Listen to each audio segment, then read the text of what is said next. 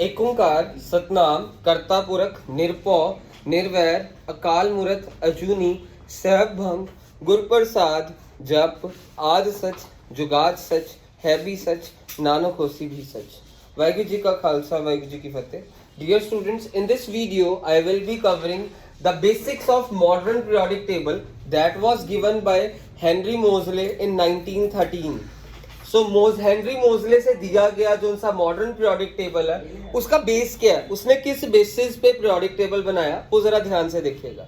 ये मैंने just extract बनाया, मींस फर्स्ट टोटल ग्रुप्स होते हैं आपको पता है 18 ग्रुप है, और जो उनसे हमारे पास फर्स्ट सेकंड 13 14 15 16 17 18 ये वाले ग्रुप्स लिखे। बाकी वाले ग्रुप्स इसलिए नहीं लिखे क्योंकि वो तुम्हारे सिलेबस में नहीं है उनकी एक्सप्लेनेशन, बट इतना पता होना चाहिए first group, second group, 13, 14, 15, 16, 17, 18th group, ये सारे जितने भी इसके अंदर एलिमेंट्स हैं इसे रिप्रेजेंटेटिव एलिमेंट्स कहा जाता है। ऐसे देखिए इसको पीरियड कहेंगे, हॉरिजॉन्टल रोज को पीरियड कहेंगे। ये पीरियड 1, ये पीरियड 2, ये हमारे पास पीरियड 3, आगे जाके पीरियड 4, टोटल 7 पीरियड हो सकते हैं। व्हाइट बोर्ड पे मेरे पास पॉसिबल सिर्फ 4 पीरियड बनाना ही था तो मैंने 4 पीरियड्स तक बना दिया। टोटल ऐसे 7 पीरियड्स हैं। हॉरिजॉन्टल रोज को पीरियड कहा जाता है, ये पीरियड है, 7 पीरियड हो सकते हैं। और वर्टिकल कॉलम्स को हम ग्रुप्स कहते हैं, टोटल 18 ग्रुप्स हो सकते हैं। मॉडर्न पीरियोडिक लॉ क्या है?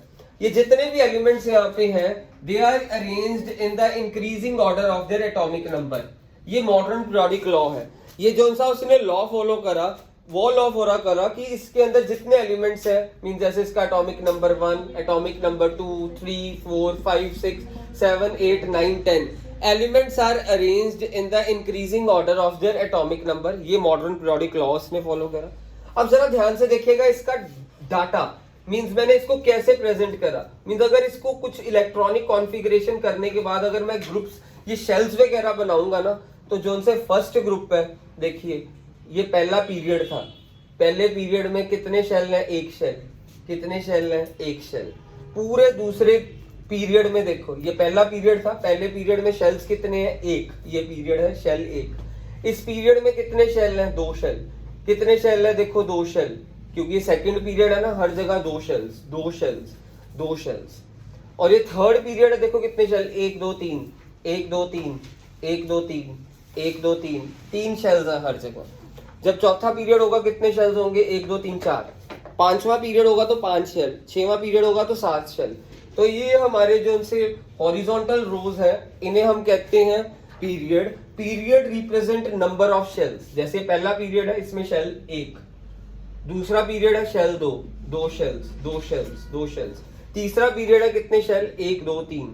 ये शेल्स को रिप्रेजेंट करते हैं। उसके बाद ये देखिए यहाँ पे एक बिंदी है, यहाँ पे भी एक बिंदी है, यहाँ पे भी एक बिंदी, यहाँ पे भी एक बिंदी, यहाँ पे 2 बिंदियां डाल दी, 2 बिंदियां डाल दी, 3 बिंदियां 3 बिंदियां। 14th में 4 बिंदियां 4 बिंदियां। 15th में देखो कितनी बिंदियां डाल दी? 5 बिंदियां। ये बिंदियां किसको रिप्रेजेंट कर रही हैं? नंबर ऑफ इलेक्ट्रॉन्स को। मीन्स अगर फर्स्ट ग्रुप है ना, ये वर्टिकल रो वर्टिकल कॉलम इसको कहते हैं, वर्टिकल कॉलम को ग्रुप कहते हैं। और ये यहाँ पे फर्स्ट ग्रुप है, फर्स्ट ग्रुप में देखो कितने वैलेंस इलेक्ट्रॉन है? 1। लास्ट वाली जो बिंदियां होती हैं उसे वैलेंस इलेक्ट्रॉन कहते हैं, लास्ट वाले शेल में जितने इलेक्ट्रॉन्स होते हैं। ये सेकंड हमारे पास ग्रुप है, सेकंड वर्टिकल कॉलम है, इसमें देखिए कितने बिंदियां? 2 बिंदियां, 2 वैलेंस इलेक्ट्रॉन। ये 13th है, मींस इसके अंदर कितनी बिंदियां होंगी? वैलेंस इलेक्ट्रॉन कितने होंगे? 3। Valence electron 3, valence electron 4, valence electron 4, valence electron 5, valence electron 5, 6 valence electron 6 valence electron, 7 valence electron 7 बिंदियां। अब 18th में एक एक्सेप्शन होता है। 18th में होनी तो सभी में कितनी चाहिए? 8 होनी चाहिए। देखिए 1 2 3 4 5 6 7 8, इसमें देखिए 2 है। मीन जो सा फर्स्ट, क्योंकि पहला जो सा इसके अंदर एक ही शेल है। 18th ग्रुप वो होता है जिसके सारे शेल्स कंप्लीट हो। 18th ग्रुप उस ग्रुप को कहते हैं जिसके सारे शेल्स कंप्लीट हो, वो सारे 18th ग्रुप में आते हैं। पहले शेल में हो ही मैक्सिमम 2 सकते हैं तो उसको कंप्लीट माना जाता है। तो शेल ही एक है तो कंप्लीट कब होगा? जब उसके अंदर 2 इलेक्ट्रॉन्स होंगे। सो मानना कि 18th ग्रुप है, इसका मतलब ये नहीं कि सभी में 18 लास्ट में 8 ही होंगे। जैसे 17th में सभी के लास्ट वैलेंस इलेक्ट्रॉन में 7 ही होंगे, 7 होंगे। 16th में वैलेंस इलेक्ट्रॉन में 6 होंगे, 15 में वैलेंस इलेक्ट्रॉन में 5, 14 में वैलेंस इलेक्ट्रॉन 4। तो अब बच्चे सोचते हैं कि 18th में वैलेंस इलेक्ट्रॉन 8 ही होंगे, पर 18th में वैलेंस इलेक्ट्रॉन 8 नहीं होंगे हमेशा। देखिए, क्योंकि अगर एक ही शेल है, जैसे पहले पीरियड में एक ही शेल है, 18th का मतलब है उसके सारे इलेक्ट्रॉन्स कंप्लीट है, तो इसमें पहले में तो शेल में 2 ही इलेक्ट्रॉन्स हम अकोमोडेट कर सकते हैं। सो जो सा ये 18th का ये जो सा पहला एलिमेंट है 18th ग्रुप का, उसके अंदर 2 ही इलेक्ट्रॉन्स होते हैं। अगले में 8 है क्योंकि 18th है, इसमें 8 है। सो इसमें बेसिकली ये रूल लगता है 18th वाले ग्रुप में कि हमारा लास्ट शेल कंप्लीट होना चाहिए। बाकी सभी में क्या है कि 17th है तो वैलेंस इलेक्ट्रॉन 7 होंगे, 16th है तो वैलेंस इलेक्ट्रॉन 6 होंगे, 15 है वैलेंस इलेक्ट्रॉन 5, 14 है वैलेंस इलेक्ट्रॉन 4, 13 है वैलेंस इलेक्ट्रॉन 3, सेकंड है तो वैलेंस इलेक्ट्रॉन 2। मतलब हम कह सकते हैं ग्रुप बताता है कि वैलेंस इलेक्ट्रॉन कितने होंगे। इन शॉर्ट हम ये कह सकते हैं group determine the number of valence electron. Number of valence electron is determined by groups.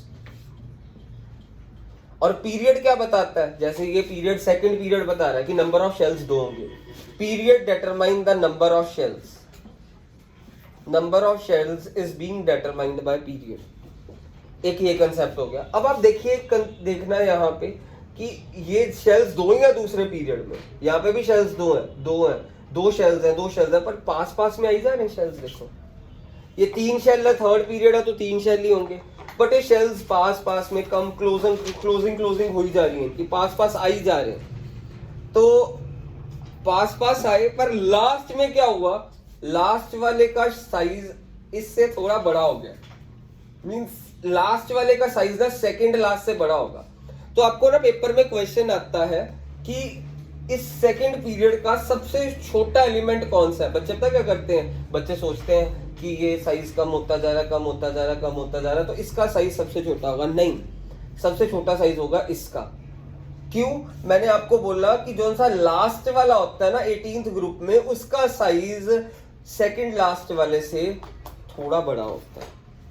ठीक है। सो जैसे आपको पता ही, आप पीरियोडिक टेबल में देखिएगा, ये हाइड्रोजन, ये हीलियम, फिर ये लिथियम, फिर बेरिलियम, फिर बोरॉन, ये carbon, nitrogen, oxygen, fluorine, neon. Means अगर आपको पूछ लें कि सेकंड पीरियड का सबसे छोटा एलिमेंट क्या है, ज्यादातर बच्चे यही लिखेंगे नियॉन। नहीं, सबसे छोटा एलिमेंट है फ्लोरीन, क्योंकि जोन सा लास्ट वाला होता है उसका साइज सेकंड लास्ट वाले से थोड़ा बड़ा होता है। तो हमने इस वीडियो में ये कवर अभी तक करा कि ग्रुप्स क्या बताते हैं, पीरियड्स क्या बताते हैं, और ये पास पास में आ रहे हैं, मींस शेल्स पास पास में आ रहे हैं। इसकी इंप्लीकेशन ये है न्यूक्लियर पुल बाय न्यूक्लियस बढ़ रहा है। देखिए न्यूक्लियर ये पास आ रहे हैं, शेल्स पास पास में आई जा रहे हैं, मींस न्यूक्लियर पुल खींचता है। न्यूक्लियस एक पुल इनवर्ड फोर्स खींच लगाता है, मींस न्यूक्लियर चार्ज बढ़ रहा है।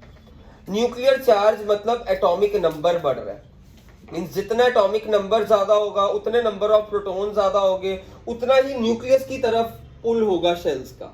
देखिए इसका हाइड्रोजन का जैसे एटॉमिक नंबर 1, 2, 3, 4, 5, 6, 7, 8, 9 एंड इसका 10 एटॉमिक नंबर। सो जितना एटॉमिक नंबर बढ़ रहा है तो न्यूक्लियर पुल बढ़ रहा है, क्योंकि न्यूक्लियर चार्ज बढ़ रहा है। न्यूक्लियर चार्ज क्यों बढ़ रहा है? क्योंकि न्यूक्लियस के जो सा अंदर प्रोटॉन्स होते हैं वो किसके इक्वल होते हैं? हमारे एटॉमिक नंबर के। जैसे इसका एटॉमिक नंबर 1 है, यानी हाइड्रोजन के अंदर प्रोटॉन्स 1 होंगे।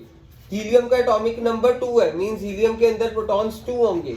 फिर लिथियम का एटॉमिक नंबर 3 है, इसके अंदर प्रोटॉन्स 3 होंगे। बेरिलियम का 4 है, इसके अंदर प्रोटॉन्स 4 होंगे। बोरॉन का 5 है, मींस इसके अंदर प्रोटॉन्स 5 होंगे। कार्बन का 6 है, मतलब इसके अंदर प्रोटॉन 6 होंगे।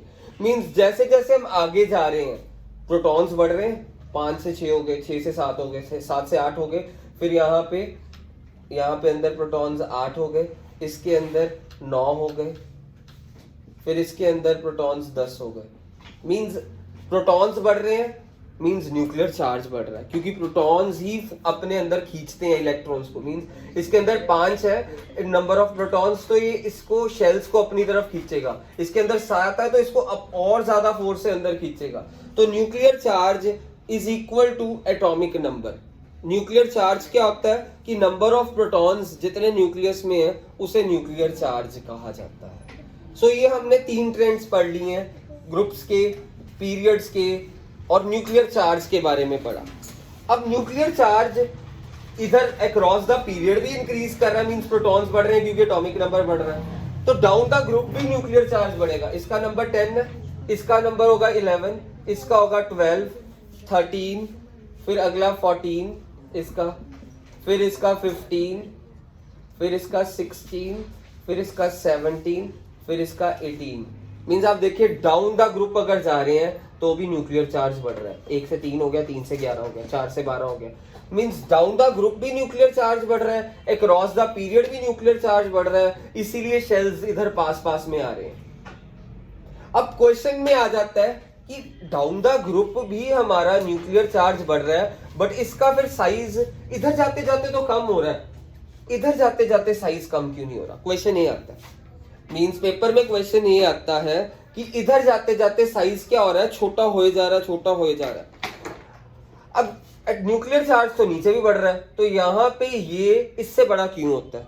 इसका रीजन ये है, ये वाला इससे बड़ा इसलिए है क्योंकि इसके अंदर शेल्स 2 थे, इसके अंदर शेल्स 3 हैं। हाँ, ये बात जरूर है कि हमारे पास न्यूक्लियर चार्ज बढ़ने के कारण शेल्स पास पास में जरूर आ जाएंगे। जैसे सेकंड पीरियड था 2 शेल्स थे, थर्ड पीरियड है तो शेल्स कितने होंगे? 3। मींस शेल पास में आ गया। देखिए पहले गैप देखो कितना ज्यादा है, अब ये वाला गैप क्या देखो क्या हो गया, कम हो गया, ये वाला गैप छोटा रह गया। शेल जरूर पास में आ जाएंगे, बट फिर भी इसका साइज इससे ज्यादा इसलिए होगा क्योंकि नंबर ऑफ शेल्स बढ़ रहे हैं। तो ये है, means affect of nuclear charge is being compensated by increase in number of shells.